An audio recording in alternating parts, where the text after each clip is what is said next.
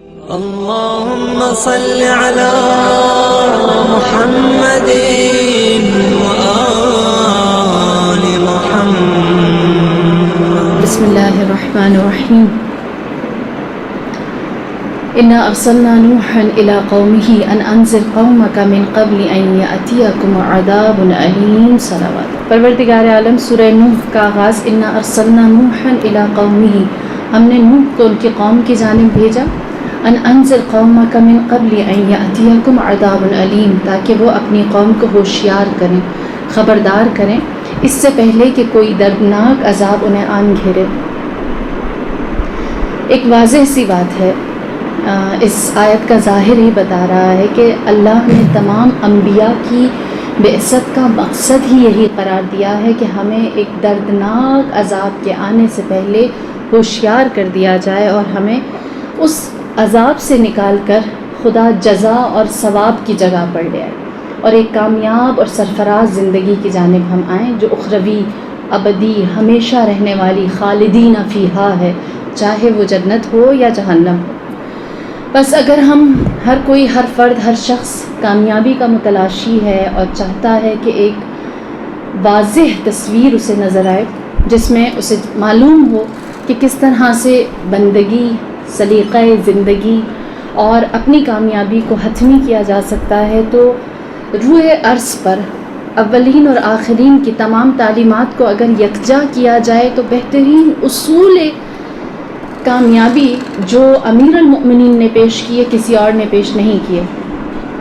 آپ کا ایک فرمان ہے، قول ہے، حدیث ہے جس کے کچھ نکات ایسے ہیں کہ جس سے انسان کے لیے اور بطور خاص ایک مومن کے لیے کامیاب اور بااصول اور صحیح بنیادوں پر، صحیح ترجیحات پر مشتمل زندگی کی ساری گتھیاں سلجھ جاتی ہیں. حدیث ہے، آپ نے فرمایا ان اردت صاحبا فاللہ یکفیک، اگر تم اپنے لیے کوئی صاحب، کوئی مالک تلاش کرتے ہو، چاہتے ہو کسی کو اپنا مالک بناؤ، فاللہ یکفیک، تمہارے لیے اللہ کی ذات کافی ہے. خدا سے بہتر مالک اور کوئی نہیں ہے. ان اردت الرفیق، اگر تمہیں کسی رفیق، ہمدم، ہم نشین کی ضرورت ہے، فالکرام الکاتبین یکفیک، تمہارے لیے کرام الکاتبین بہت ہے. ان اردت مونسا، اگر تمہیں مونس و انیس کی، کسی دوست کی ضرورت ہے، کسی مشاور کی ضرورت ہے، فالقرآن یکفیک، تمہارے لیے قرآن بہت ہے. ان اردت الحرفہ، اگر کسی چیز کو اپنا حرفہ یعنی اپنی ہابی بنانا چاہتے ہو، مشغلہ بنانا چاہتے ہو، فالعبادۃ یکفیک، تمہارے لیے اللہ کی عبادت بطور حرفہ، بطور مشغلہ یا ہابی کافی ہے. ان اردت الموعظہ، اگر مجھ سے کوئی موعظت چاہتے ہو، کوئی نصیحت چاہتے ہو، فالموت یکفیک، تمہارے لیے موت سے بہتر کوئی نصیحت نہیں ہے. اور پھر چھٹی چیز آپ نے فرمایا ان اردت الدنیا، اور اگر تمہیں دنیا چاہیے، اس دنیا سے کچھ لینا چاہتے ہو، دنیا کے طلبگار ہو، فرمایا فالعبرۃ یکفیک، تمہارے لیے عبرت بس ہے اس دنیا سے لینے کے لیے. یہ 6 چیزیں ہیں، یہ 6 اصول ہیں. اگر انسان ان 6 اصولوں کو سمجھ لے تو یقینی طور پر ترجیحات بدل جاتی ہیں. نہ دین نہ دنیا کی بات کرتی ہوں، اپنی اپنی ترجیحات، اپنی اپنی ویلیوز ہیں، ایک دم بدل جاتی ہیں.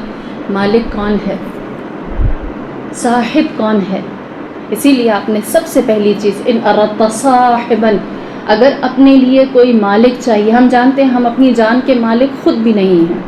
کسی انسان کو اس بات کا حق نہیں ہے، شرعاً اس بات کا حق نہیں ہے کہ وہ اپنی جان خود لے لے. خودکشی حرام ہے، جائز نہیں ہے. اسی وجہ سے کسی انسان کو اس بات کا بھی حق نہیں ہے کہ وہ کسی دوسرے کو اس بات کی اجازت دے اور کہے میری غیبت کر لو، میری برائیاں لوگوں کو بیان کر لو. انسان کے پاس نہ اپنی ظاہری جان، فزیکلی وہ اپنا مالک ہے، نہ اپنی شخصیت جو اس کی اپنی ذات ہے یا شہرت ہے اس کا بھی مالک نہیں ہے، اپنی حرمت کا بھی خود مالک نہیں ہے. کوئی مومن کسی دوسرے شخص کو اجازت نہیں دے سکتا میری جتنی چاہے دل میں آئے تم برائیاں لوگوں کے سامنے کر لو، جائز نہیں ہے. آپ اجازت دیں غیبت کرنے کی، اپنی غیبت کرنے کی، تو نہ آپ بدن کے خود مالک ہیں، نہ آپ اپنی ذات کے خود مالک ہیں. ذات بطور روح، یا شخصیت ہی کیوں نہ ہو، تو مالک حقیقی طور پر اللہ کی ذات ہے۔ اور جب انسان اس بات کو جان لیتا ہے تو یقینی سی بات ہے، چاہے وہ کوئی چرواہا ہو، چاہے وہ کوئی درزی ہو، چاہے وہ گھر میں بیٹھی خاتون ہو، یا کوئی بہت بڑا پروفیشنل بندہ ہی کیوں نہ ہو، کسی بڑے مقام پر کیوں نہ ہو، اگر وہ مالک کی جانب متوجہ ہے۔ جس طرح مشہور واقعہ ہے کہ حجاج ابن یوسف ثقفی ایک دفعہ سفر کر رہا تھا اور اس کا راستے میں ایک بندے کے ساتھ، ایک چرواہے کے ساتھ ملنا ہوا جو بہت سارے ریوڑ بھیڑ بکریاں اپنے ساتھ لے کر چرا رہا تھا۔ اس نے اس چرواہے کو روکا اور اس سے کہا کہ ایک جانور، ایک بھیڑ مجھے دے دو تاکہ ہم اس سے اپنے سفر میں کچھ کھانے پینے کا، اپنے پیٹ بھرنے کا سامان مہیا کریں۔ اس نے کہا کہ یہ میرا نہیں ہے ریوڑ، میں ان میں سے تمہیں نہیں دے سکتا، اس کا مالک کوئی اور ہے۔ تو حجاج ابن یوسف ثقفی نے جواب دیا اور کہا کہ اس سے کیا فرق پڑتا ہے کون مالک ہے، جب تم مالک کے پاس جانا، اسے بتانا اور کہنا پہاڑوں میں کہیں ایک آدھ جانور غائب ہو گیا، خبر ہی نہ ہوئی، پتہ ہی نہ چلا کہاں چلا گیا، کوئی بھی بہانہ تم کر دینا۔ تو اس وقت اس چرواہے نے اس سے سوال کیا حجاج ابن یوسف ثقفی سے اور کہا بتا تیرا مالک کون ہے؟ میرا مالک وہ نہیں جو فلاں جگہ بیٹھا اس خیمے میں اپنے ریوڑ کے انتظار میں ہے اور میں اس خوف میں ہوں وہ اسے گنے گا یا نہیں۔ میرا مالک وہ ذات ہے، وہ اللہ ہے جو یہاں بھی موجود ہے اور وہاں پر بھی ہے، بس میں اس مالک کے ساتھ خیانت نہیں کر سکتا۔ جب انسان اس طرح سے اپنے چرواہا ہونے کو بھی خدا کی ملکیت کے حوالے کر دے، جس طرح جناب رجب علی خیاط، آپ سب ان کا نام جانتے ہوں گے، بہت بڑے عارف گزرے ہیں، علم ان کے پاس نہیں تھا، عالم نہیں تھے، فقیہ نہیں تھے، محدث نہیں تھے، کسی درسگاہ میں نہیں گئے تھے، کسی مکتب میں نہیں بیٹھے تھے، لیکن ان کے پاس علم موجود تھا، ان کے پاس حکمت موجود تھی، ان کے پاس معرفت تھی، ان کی دل کی آنکھ بصیرت موجود تھی۔ لوگوں نے ان سے پوچھا اور کہا کہ کس طرح عارف ہوئے، کس چیز نے آپ کو عارف بنایا، اتنی معرفت ہوئی کہ آپ دوسروں کے لیے حکمت دیتے ہیں؟ تو اس وقت انہوں نے جواب دیا اور کہا میں ایک درزی تھا، سب جانتے ہیں اسی لیے انہیں خیاط فارسی میں درزی کو کہا جاتا ہے۔ انہوں نے کہا میں درزی تھا اور میں کچھ نہیں کرتا تھا سوائے اس کے کہ جب میں کوئی چیز سیتا تھا تو سوئی ڈالتے ہوئے بسم اللہ اور سوئی نکالتے ہوئے بسم اللہ، ہاں، اپنے ہر فعل کو اللہ کے لیے، بس اسی چیز نے مجھے خدا سے قریب کیا۔ بس جو اپنے مالک کو جان لے، اپنے مالک کی معرفت حاصل کر لے یا اس کو اپنا مالک سمجھ لے، تو اس کے بعد یہ بات باقی نہیں رہتی کہ آپ کون ہیں، آپ کیا ہیں اور آپ کتنا بڑا یا کتنا چھوٹا کام کر رہے ہیں۔ جب وہ کام خدا کی ذات سے اور اس کی ملکیت کے حوالے ہو گیا، خدا خود اس کے اندر کامیابی اور اپنی معرفت اور اپنی پہچان کو ڈالتا رہتا ہے۔ پھر اس کے بعد دوسرا حصہ جو آپ نے فرمایا ان اردت صاحبا کے بعد کہ ان اردت الرفیقہ، اگر اپنے لیے کوئی رفیق چاہتے ہو، رفیق اس کو کہتے ہیں جو ہر لمحہ ہر پل انسان کے ساتھ رہے، انسان کے ہمراہ ہو۔ ان اردت الرفیقہ فالکرام الکاتبین یکفیکا، تمہارے لیے کرام الکاتبین بہت ہیں۔ ایک تو کرام الکاتبین عرش پر ہوتے ہیں، ہم سب جانتے ہیں، جو انسانوں کے لیے لوح محفوظ پر لکھ رہے ہوتے ہیں۔ کرام الکاتبین کسی ایک اسپیسیفک آپ یہ نہیں کہہ سکتے فرشتے کا یا ملک کا نام ہے، بلکہ گروہ ہے ملائکہ جو انسانوں کے نامہ اعمال کو یا پھر جو کچھ زمین اور آسمان میں روز اول سے لے کر روز آخر تک ہو رہا ہے اسے درج کرنے والے ہیں، جن کے پاس سارا ریکارڈ آتا ہے اور اس کو لکھتے ہیں، انہیں کرام الکاتبین کہا جاتا ہے۔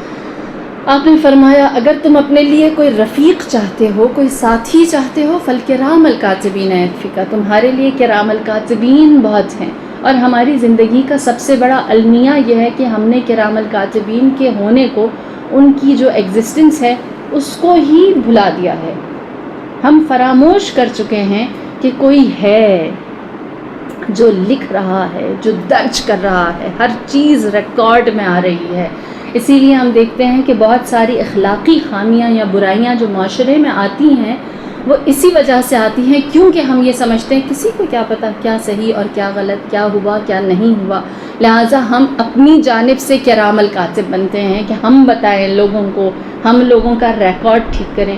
لیکن اگر انسان جان جائے کہ جو کچھ جس طرح سے ہوا ہے یا جو ہمارے ساتھ پیش آیا ہے وہ عند اللہ لکھا ہوا ہے، اور جب وہ جان جاتا ہے کہ خدا نے دو افراد کو میرے ساتھ، میرے ہمراہ، میرے نزدیک ایسا رکھا ہے کہ وہ میری کوئی مثقال ذرہ برابر نیکی اور بدی کو ترک نہیں کرتے، چھوڑتے نہیں ہیں، تو انصاف انسان کے در پر خود آ جاتا ہے۔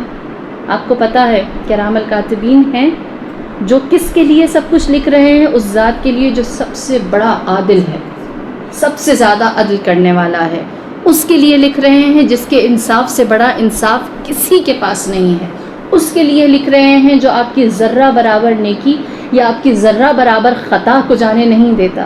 بس جب نیکی ضائع نہیں گئی، انسان یقینی طور پر مزید نیکیاں کرنے کے لیے تیار رہتا ہے، اور جب ذرہ برابر آپ کی بدی بھی ریکارڈ سے باہر نہیں گئی تو انسان کے اندر ایک خشوع آ جاتا ہے، انکساری عاجزی آ جاتی ہے، وہ خدا کے سامنے اپنی بے بسی کا اقرار کرتا رہے، تکبر میں نہیں آتا، جانتا ہے میری کوئی برائی بھی اس سے چھپی ہوئی نہیں ہے۔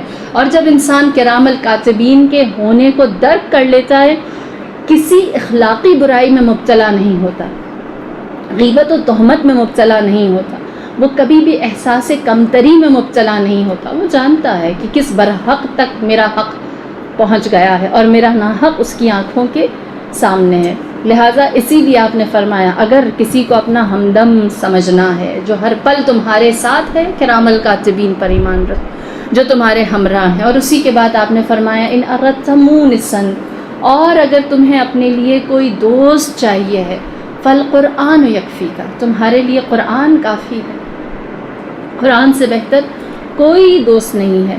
اور یہی وجہ ہے کہ ہم دیکھتے ہیں پروردگار عالم قرآن کو ایسا دوست بنا کر انسانوں کے لیے بھیجتا ہے۔ رسول خدا کی حدیث سے آپ فرماتے ہیں ان اردتم عیش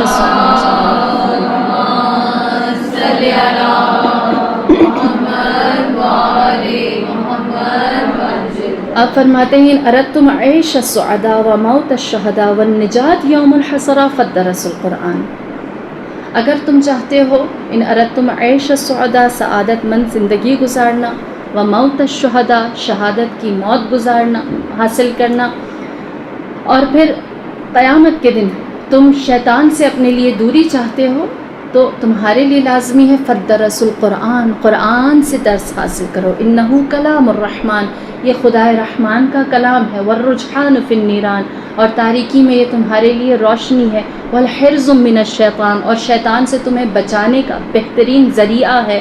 پس سعادت مند زندگی اور انسان کے لیے موت، شہادت جیسی موت اس قرآن سے ملتی ہے۔ اور یہی وجہ ہے کہ خدا یہ کہتا ہے کہ جب کوئی شخص اپنے آپ کو قرآن سے نزدیک کرتا ہے یا قرآن کی محفل میں شریک ہوتا ہے یا درس قرآن حاصل کرتا ہے، خدا اسے 4 حالتوں سے خالی نہیں رکھتا۔ 4 چیزیں صاحب قرآن، حامل قرآن، قاری قرآن کے لیے لازم قرار پاتی ہیں، واجب قرار پاتی ہیں۔ فرمایا واستغفرت لہم، خدا ان کے لیے مغفرت کرتا ہے، لازمی ہے خدا کی ذات کے لیے کہ جو قرآن کی تلاوت یا قرآن کے سے درس حاصل کرتا ہے، اس کا حامل بنتا ہے، اس کے لیے مغفرت کرے۔ واستغفرت لہم، اس کے لیے اللہ نے مغفرت کو رکھا ہے۔ وحفت بہم الملائکہ، اور ملائکہ کے حصار میں انہیں دے دیتا ہے۔ وغشتہم بالرحمہ، غشتہم کے معنی ہے ایک چیز ہوتی ہے جو آسمان سے نازل ہوتی ہے، آپ لوگ سب جانتے ہیں آسمان سے بارش ہے جو نازل ہوتی ہے، برکت ہے جو نازل ہوتی ہے، رحمت ہے جو، لیکن جو قرآن کے راستے خدا کی رحمت میں داخل ہوتا ہے، خدا کہتا ہے غشتہم بالرحمہ، میں انہیں رحمت میں غوطے دیتا ہوں، برساتا نہیں ہوں، انہیں رحمت میں غشتہم، انہیں رحمت میں غوطہ زن کر دیتا ہوں، ان کے وجود کا کوئی حصہ اللہ کی رحمت سے خالی نہیں ہوتا۔ وذکرتہم عند اللہ، اور ان کا ذکر ہوتا ہے خدا کے نزدیک، پس خدا انہیں اپنے نزدیک مذکور رکھتا ہے، ان کا ذکر کرتا ہے، خدا ان کا حامد بن جاتا ہے، انہیں اپنی رحمت میں غوطے دیتا ہے، انہیں ملائکہ کے حصار میں لے لیتا ہے، اور ان کے لیے مغفرت کو لازم اور واجب قرار دیتا ہے۔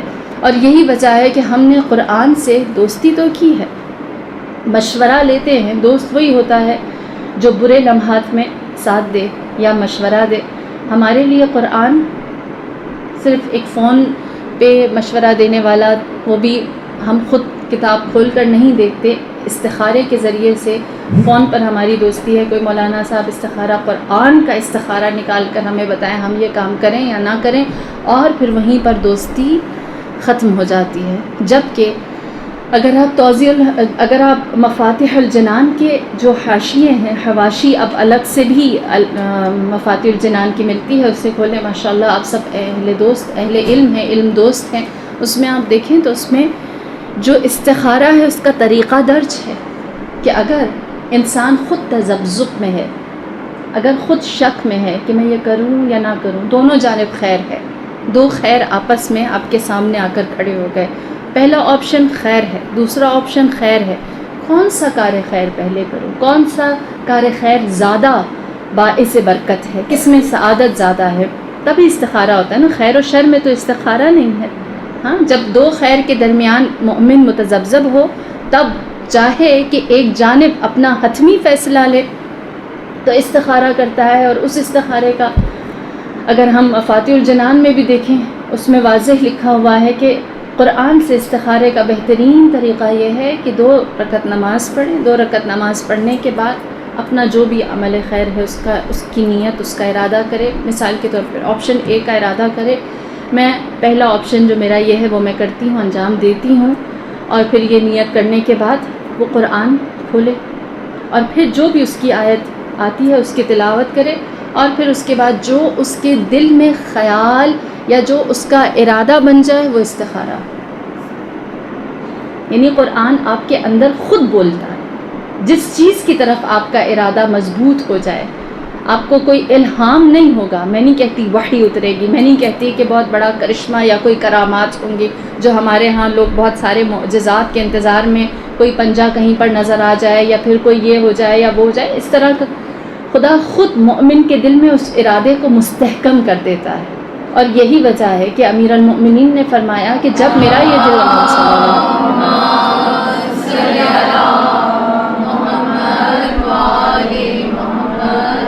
جب میرا یہ دل کرتا ہے کہ میں اللہ سے کلام کروں تو اس وقت میں نماز پڑھتا ہوں. اور جب میرا یہ جی چاہتا ہے کہ اللہ مجھ سے کلام کرے تو میں قرآن پڑھتا ہوں. فتجلی اللہ فی کلامہ، خدا نے اپنے کلام میں اپنا جلوہ دکھایا ہے، اپنا انداز دکھایا ہے.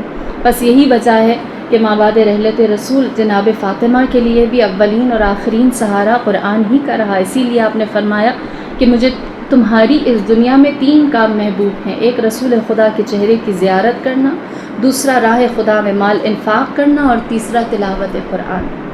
بس بی بی کے لیے جہاں قرآن جیسی کتاب بہترین یاور ہے، بہترین ساتھی ہے، تو یقینی سی بات ہے ہمارے لیے بھی قرآن سے بہتر کوئی ساتھی نہیں، جس میں خداوند کریم نے لا رطب ولا یابس الا فی کتاب مبین، کوئی خشکی و تری ایسی نہیں جسے خدا نے اس کتاب مبین میں بیان نہ کیا ہو. تبیان لکل شیء، ہر چیز کا بیان جس کے اندر موجود ہے. انہ لقول الفصل وما ہوا بالہزل، وہ خدا کا اٹل کلام ہے جس میں کسی طرح کا شک و شبہ نہیں ہے.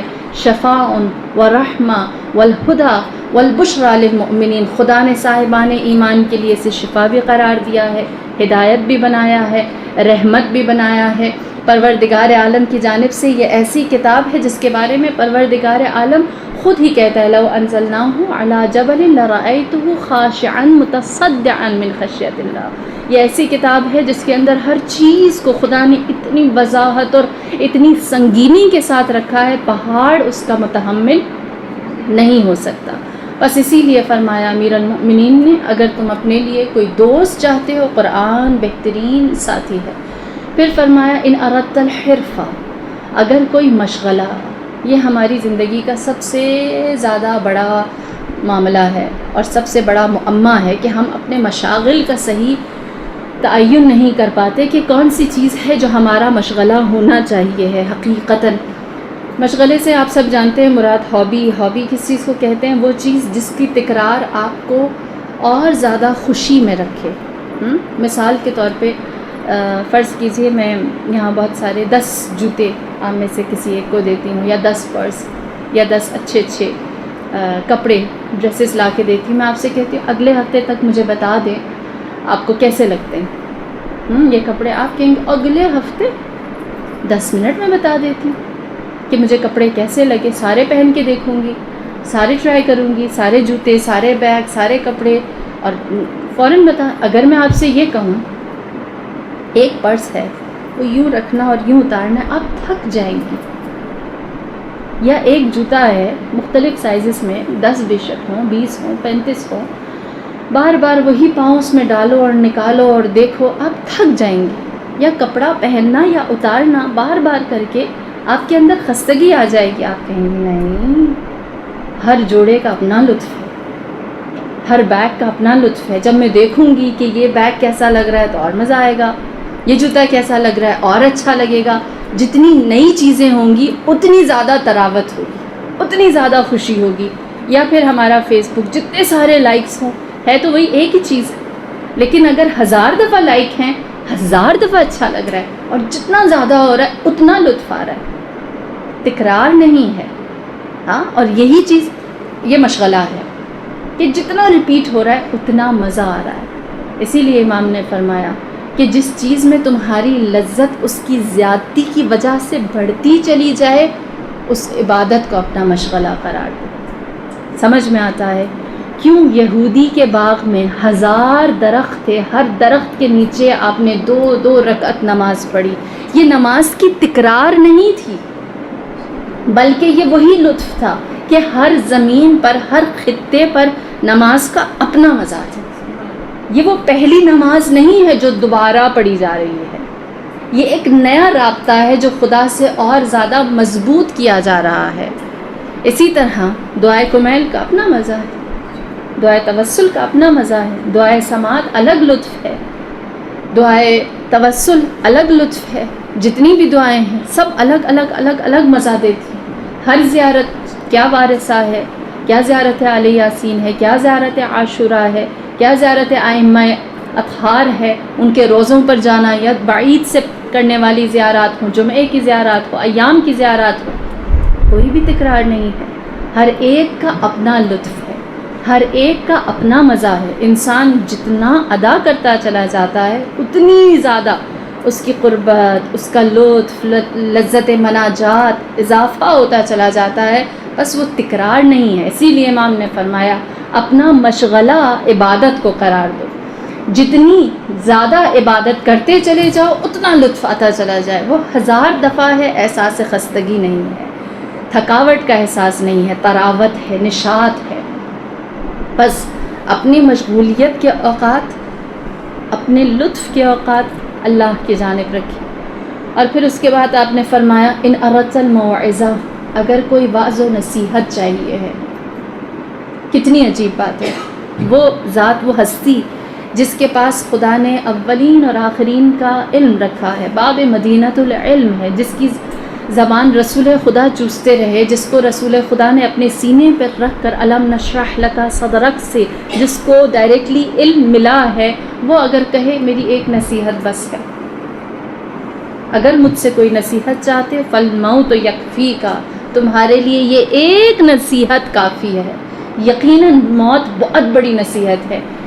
آپ سب نے نام سنا ہوگا آغا مہدی دانش مند کا، حیات ہے اور بہت اچھے بڑے خطیب ہیں ایران میں. وہ اس کے بارے میں کہتے ہیں، موت کے بارے میں، کہ وہ ایک دفعہ ایک جگہ درس دینے کے لیے خطابت کے لیے گئے، اور جب خطابت سے واپس آئے تو ان کے پاس ایک نوجوان آیا اور وہ زار و قطار رو رہا تھا.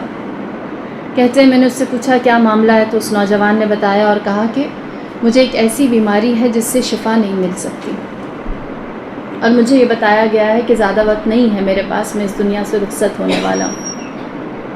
کہتے ہیں وہ یہ کہہ کے رونے لگا. میں نے اس سے کہا تم ایران سے باہر ملک کہیں جا کے اپنا علاج کراؤ. تو اس نے کہا کہ میں ہر جگہ ہر ایک کے پاس گیا، لیکن کہیں پر بھی میرے لیے شفا نہیں ملی، سب نے میری اس بیماری سے ہاتھ اٹھا لیا. تو وہ کہتے ہیں وہ یہ کہہ کے زار قطار رونے لگا، اور پھر اس کے بعد اس نے اپنا ایکسپیرینس شیئر کیا اور بتایا، کہنے لگا کہ جب مجھے اس بیماری کا علم ہوا اور میں ہر ایک کے پاس شفا کے لیے گیا، ہر جگہ سے مجھے نا امید کر دیا گیا، میں واپس اپنے گھر میں آیا. گھر میں آنے کے بعد میں نے اپنے آپ کو ایک حجرے میں، ایک کمرے میں بند کر دیا، اور ہر وقت میں موت کے بارے میں سوچتا رہتا.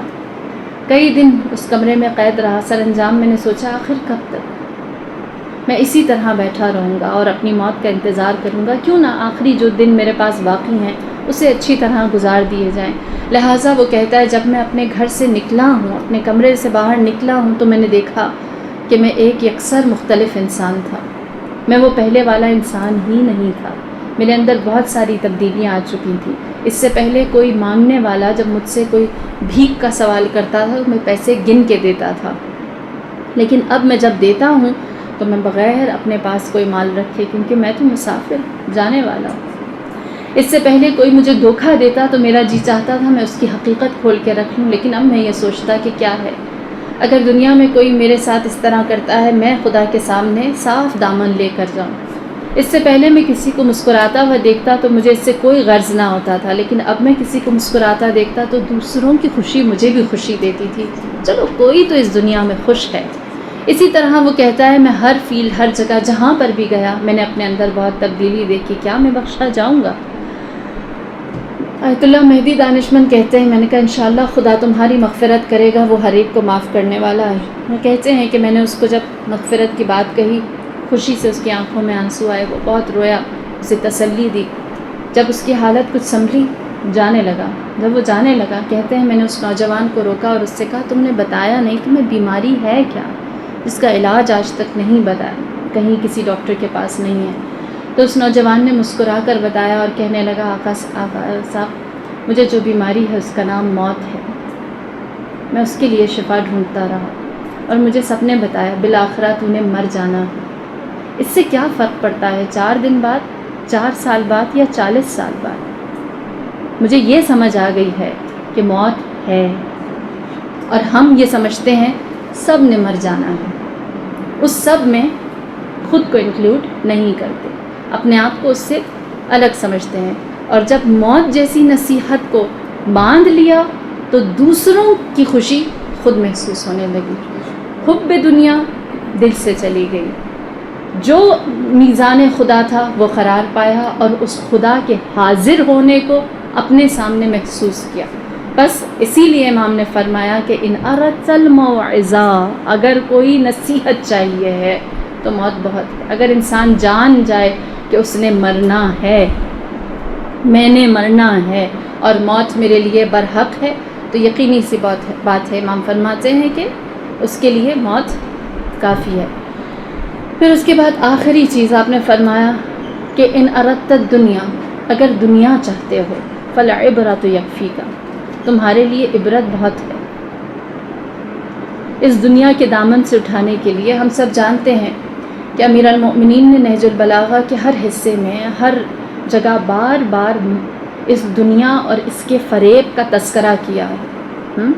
اس دنیا کے دامن میں کیا ہے، واضح طور پر آپ نے اس حد تک بیان کیا ہے کہ اس بات کا کہیں گمان یہ ہونے لگتا ہے کہ آپ نے بہت زیادہ ترک دنیا کی جانب لوگوں کو راغب کیا ہے، اور یہی وجہ ہے کہ ہم دیکھتے ہیں کہ آپ خود فرماتے ہیں اس دنیا کے دامن سے اٹھانے کے لیے اگر کوئی چیز تمہیں چاہیے ہے وہ صرف اور صرف عبرت کے سوائے اس دنیا کے دامن میں کچھ بھی نہیں رکھا، اور یہی وجہ ہے، یہی کوئی دنیا ہے کہ جس کے بارے میں یہ کہا جاتا ہے کہ خدا نے جب اس کی اسم گزاری کرنا چاہی، تمام چیزوں کو اللہ نے کوئی نہ کوئی نام دے رکھا ہے۔ مثال کے طور پر انسان کے لیے جو کنٹرول پینل یا انسان کے لیے جس پورے بدن میں جس چیز کو سردار بنایا گیا اس کا نام عقل رکھ دیا۔ انسان کو رسول باطنی عقل کی شکل میں دیا گیا ہے۔ انسان کے لیے جو روحانی ہدایت کے لیے یا روحانی فیصلے کے لیے ایک کنجی قرار دی گئی اس کا نام قلب رکھ لیا، دل رکھ دیا۔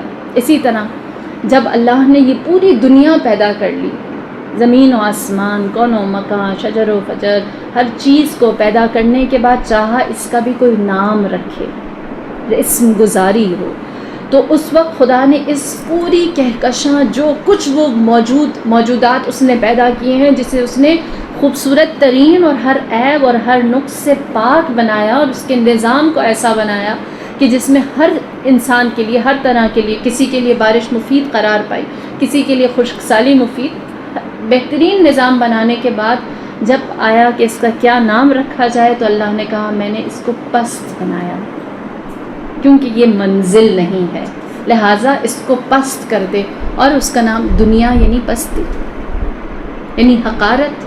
قرآن نے بھی کہا قل متاع الدنیا قلیل، اے نبی کہہ دیجئے لوگوں سے کہ تمہاری یہ دنیا کم ہے، قلیل ہے، حقیر ہے۔ بس خدا نے اس کی اسم گزاری ہی ایسے کی، بتایا کہ یہ جو کچھ بنایا ہے یہ یہیں رک جانے والا فنا ہے، یہ منزل نہیں ہے، یہ ٹھکانہ نہیں ہے۔ اسی لیے کہتے ہیں کہ حضرت عیسیٰ سے جب ان کے حواریین آئے اور کہنے لگے کہ حضرت موسیٰ کے پاس جب ان کے چاہنے والے تابعین آئے اور کہنے لگے اے موسیٰ آپ کے سامنے فرعون جیسا حکمران ہے جو خدائی کا دعویٰ کرتا ہے، جس کے پاس اتنا بڑا کاخ اور محل اور قصر ہے، اتنے شان و شوکت سے رہتا ہے، جبکہ آپ اللہ کے نبی ہیں، آپ کا بھی محل، آپ کے شایان نشان، آپ کا گھر ہونا چاہیے۔ تو حضرت موسیٰ نے کہا بناؤ، جو میری شان کے مطابق گھر ہے ضرور بناؤ، ایک شرط ہے۔ پوچھا کیا شرط ہے؟ کہا پانی پر بنانا۔ کہا کوئی فائدہ نہیں ہوگا پانی پر گھر بنانے کا، ڈوب جائے گا، ختم ہو جائے گا۔ فرمایا یہی تو سمجھانا چاہتا ہوں کہ جو کچھ بھی یہاں ہے یہ دنیا ہے، ہاں یہ پستی ہے، یہ یہیں رہ جانے والی ہے، لہٰذا اس پستی میں سے جو ایک گوہر مولا نے نکال کے دیا وہ عبرت ہے، جو انسان کو راہ آخرت کے لیے ایک گوہر کی مانند سجا اور سنوار سکتا ہے۔ اسی لیے کہتے ہیں، ایک واقعہ ہے کہ ایک شخص وہ بیان کرتا ہے، کہتا ہے میں اپنے دوست کے پاس اس کی خیریت پوچھنے کے لیے گیا جو بہت علیل بیمار تھا۔ جب اس کے گھر گیا دیکھا علالت اس کے اوپر بہت زیادہ آ چکی ہے اور وہ زندگی سے مایوس ہے۔ اس کے پاس سے جب میں نکلا، اس کے گھر کے صحن میں آیا، دیکھا اس کی بیوی گھر کے کاموں میں مشغول ہے۔ پوچھا کیا کام ہے؟ تو اس کی بیوی نے جواب دیا اور کہا میرے شوہر کی حالت تو دیکھ لی، آج یا کل وہ اس دنیا سے رخصت ہونے والا ہے۔ تو میں نے گھر کے بہت سے کام سمیٹنے شروع کر دیے قبل اس کے کہ وہ اس دنیا سے چلا جائے اور میں سوگوار ہو کر بیٹھ جاؤں، اور پھر اس کے بعد میرے پاس کوئی گھر کے کام کرنے والا نہ ہو، سب کچھ پہلے سے کر کے رکھ رہی ہوں۔ کہتے ہیں جب میں نے اس کی زوجہ کی یہ بات سنی تو میں پہلے سے زیادہ اس کے بارے میں نا امید ہوا۔ اس کے گھر سے نکلا، کچھ دنوں بعد اس کی عیادت کا خیال آیا، دوبارہ اس کی جانب گھر کی طرف آیا تو دیکھا کہ اس کے گھر کا منظر جو دور سے دکھائی دے رہا تھا جیسے میت ہوئی ہے۔ میں سمجھ گیا گھر میں میت ہوئی ہے۔ جب گھر کے اندر داخل ہوا تو میں نے دیکھا کہ دوست سامنے ہے، حیران ہوا، اس سے سوال کیا اور کہا کہ کیا ماجرا ہے، تم تو صحیح سالم ہو، گھر کو دیکھ کے لگتا ہے یہاں کوئی میت ہوئی ہے۔ تو شوہر اس کے دوست نے جواب دیا اور کہا جو تم سمجھ رہے ہو وہ بالکل درست ہے، ایسا ہی ہے، میرے گھر میں میت ہوئی ہے لیکن موت مجھ پر نہیں آئی، میری بیوی پر آئی۔ پوچھا کیا ہوا؟ کہا کہ ایک دم سے اس پر فالج کا اٹیک ہوا اور ایک ہی دن میں وہ اس دنیا سے رخصت ہو گئی اور اللہ نے مجھے شفا دی۔ یہ دنیا عبرت ہے۔ وہ جو دوسرے کی موت کی آمادگی اور تیاری کرے اس کی اپنے اوپر بھی وہ بلا آ سکتی ہے۔ اسی لیے فرمایا کہ دنیا کے دامن سے اگر کچھ لینا ہے تو وہ عبرت کے سوا اور کچھ بھی نہیں ہے، بس یہ دنیا جائے عبرت ہے، یہاں سے عبرت حاصل کرو اور بس یہ 6 اصول ہیں جو مولا نے فرمائے ہیں۔ اللہ سے بہتر کوئی مالک، کوئی صاحب نہیں ہے۔ ہر عمل، ہر چیز، ہر فعل وہ جس طور، جس طریقے، جس سٹیٹس پر بھی کریں وہ اللہ کے لیے ہے، چاہے وہ بچوں کی تربیت ہے یا چاہے وہ بچوں کو نیکی کی جانب راغب کرنا ہے۔ بچوں سے کبھی یہ نہ کہیں کرو گی تو میں خوش ہو جاؤں گی، اللہ خوش ہو جائے گا۔ انہیں احساس دیجئے کہ ان کا مالک اللہ ہے، انہوں نے جو کچھ کرنا ہے اپنے رب کے لیے کرنا ہے، کسی انسان، کسی رشتے، کسی بزرگ، کسی بڑے کے لیے نہیں، بلکہ خدا کو خوش کرنے کے، اللہ کو خوش کرنے کے لیے۔ اسی لیے فرمایا کہ تم کرام الکاتبین کے ہونے کو، ان کے احساس کو درک کرو، موجود ہیں۔ قرآن جیسے دوست کا دامن تھامے رکھو، کبھی بھی غلط راستے کی جانب نہیں جاؤ گے۔ اسی لیے آپ نے فرمایا اپنے اوقات کو، اپنے مشاغل کو، اپنی لذت کو، اپنی خوشی کو اللہ کی عبادت میں تلاش کرو، دوسری چیزوں میں تلاش مت کرو۔ اور پھر اگر اس دنیا کے دامن سے کچھ اٹھانا چاہتے ہو تو عبرت اور امیر المؤمنین جیسی ہستی جو منبع علم و حکمت ہے، فرمایا ایک موعظت، ایک نصیحت بس ہے، موت، اس سے بہتر اور کوئی نصیحت نہیں ہے۔ بس یہ 6 اصول ہیں جو انسان کو اس کی خلقت کے مقصد تک بہترین نہج سے پہنچا سکتے ہیں، اور پھر انسان کے پاس کوئی جواز باقی نہیں رہتا کہ کیا کلچرل ڈفرینسز ہے، کیا کلچر ہے۔ ہم لوگ بہت ساری چیزیں کلچر پہ ڈال دیتے ہیں، اپنے تہذیب تمدن پہ ڈال دیتے ہیں، ہماری ویلیوز مختلف، ہماری ترجیحات اور ہو جاتی ہیں، ہم اپنے اقدار کی طرف چلے جاتے ہیں۔ بہت ساری چیزیں ایسی ہوتی ہیں جو ہم کہتے ہیں ہمیں کسی نے بتایا نہیں، جبکہ خدا یہ کہتا ہے کہ انما الاعمال بالنیات، ہر چیز تمہاری نیت پر ہے۔ انسان اچھی نیت کے ساتھ، کیوں خدا نے کہا کہ بلال کا سین میرے نزدیک شین ہے؟ نیت تو شین کی تھی نا، بے شک زبان سے تھین نکل رہا تھا، بس خدا نے اس نیت کو دیکھا ہے۔ لہٰذا انسان اگر ہر چیز کو ان 6 اصول پر لے کر چلے، بہت ساری گھٹیاں سلجھتی ہوئی نظر آتی ہیں، اور کامیابی یقینی طور پر امیر المؤمنین کے ان 6 اصول بندگی سے واضح ہوتی ہیں۔ خداوند کریم ہم سب کو اس بات کا اذن دے، اس بات کی توفیق دے کہ ہم کلمات اور تعلیمات ائمہ اطہار پر عمل کریں اور ان کی معرفت کو زیادہ سے زیادہ حاصل کریں، اور اہل بیت کے عشق میں اور محبت میں اپنی زندگی کو اور اپنی موت کو ان سے وقف رکھیں۔ ارحم الراحمین ہماری اس مختصر سی عبادت کو اپنی درگاہ عظیم میں مقبول فرمائے، اور انشاءاللہ ہم سب کی توفیقات میں اضافہ فرمائے، اور ہماری علم دوستی کو اور معرفت شناسی کے ایک سفر کو استقامت کے ساتھ جاری رکھنے کی توفیق عنایت فرمائے۔